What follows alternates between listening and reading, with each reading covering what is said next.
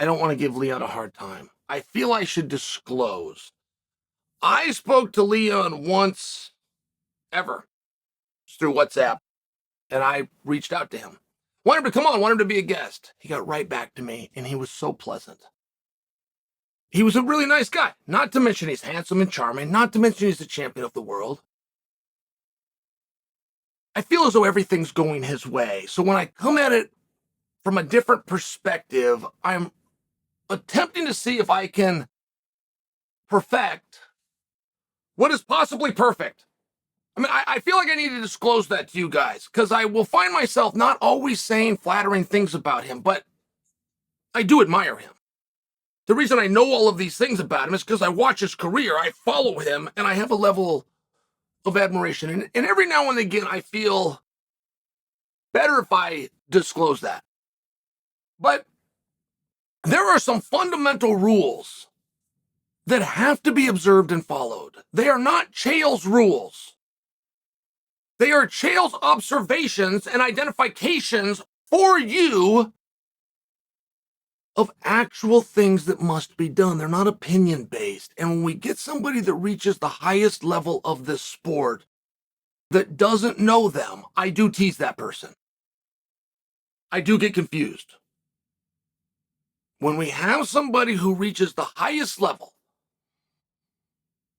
we're talking about championship, we're talking about main event, and financially, when we ever say highest level, we're talking about back-end participation. Now, I have heard to nauseum that there should be a greater participation, but just so you understand, that's a gift. That's a gift. That was given away one point by the company, and then it became a policy and it became a tradition. They just kept giving it away. They used to do something of the night, like if you could be the most exciting fight of the night, or you could have the best submission of the night. They didn't really know what to call it. For a while, people even called it of the night bonuses. That might have stuck around. That might be what they're still called. But they weren't consistent. They happened on a Wednesday night at the Hard Rock on a one-off, and they were $7,500 per. And then a couple of shows went on, and it was like this great incentive. The $7,500 was like this great incentive. A couple shows went by, and it wasn't any more part of it. And then one of the fighters asked at the fighter meeting, which takes place after every single weigh-in, directly with Dana White, hey, can we do one of those things again? So that looked really great. I'd like to be part of that. And Dana, I happened to be there. I fought Trevor Prangley on that card. So I happened to be at this fighter meeting. It was like a bag. It was like a sack of some kind. He borrows a pen and he writes down. And I think it had been $5,000 the time before, and he ups it to $7,500. It was one of these things that it became a tradition, it became a gift, and then it became a policy. And before you know it, it's absolutely every show, and it's 50 grand. But make no mistake, it was a gift. And I bring that to you because, like any gifts that can be given, it can be taken away. And it's important that you understand that if you're ever talking about the highest degrees, that gift, which is not owed, activates when you're defending a belt, and every single time that you defend a belt. The night that you win the belt, right? I mean, listen to the words I'm saying, but every time that you defend it. So when I tell you that Leon made it to the upper echelons, it is infinite how much money Leon could be paid. There is no cap. And in the UFC, which begrudges many people, you will get what you earn. There are other places where you will be given money. Do you know what the difference is? Okay, look at this hand, guys. See how nothing's in it? Okay, now this is my business, but there's nothing in this hand yet. Now over here is how I'm going to fill this hand up. This is my revenue. This is what I borrowed. This is the monies that I'm going to do. As soon as that starts going over here, and as soon as this hand is fuller than this hand, I now have a profit. If a fighter is given something from this hand that got bigger than this one, they earned it. If this hand stays weaker than this hand, they were given it. Neither's wrong. But it is semantical and it does matter. And when I tell you that Leon has made it to the upper echelons, it's in all regards.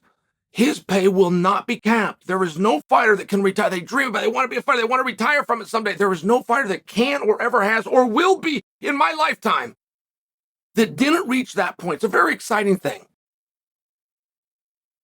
And Leon came out He said there's no exciting fights for him at 170 pounds. Said that he was going to go to 185 pounds. And at the time that he said he was going to go to 185 pounds, he didn't even have an opponent in mind. I can't remember if he said it's going to be between Sean Strickland and Du Plessis. There's a part of me that wants to say he made it between Strickland and Adesanya, but that he was going to, whoever was champion, when he gets done with Colby, he will go up and take them on, possibly at UFC 300, possibly somewhere in Europe. It's going to be massive.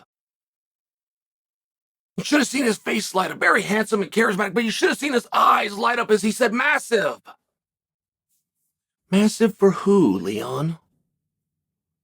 For who is that going to be massive for? It's a massive opportunity.